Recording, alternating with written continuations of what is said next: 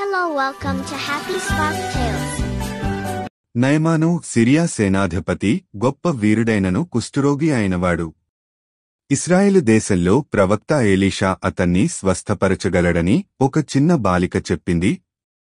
నయమాను Elisha ఇంటికి వచ్చాడు. Elisha యొర్దాను నదిలో 7 సార్లు మునిగి శుద్ధుడవవు అని చెప్పాడు.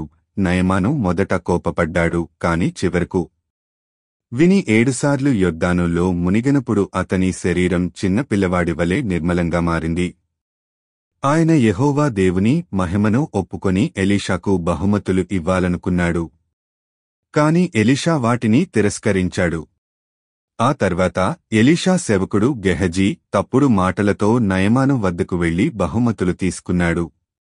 ఎలీషా ఈ విషయం తెలుసుకుని గెహజీతో అన్నాడు, నయమానుకు ఉన్న కుష్టు నీ మీదకి నీ వంశముపైకి ఉంటది.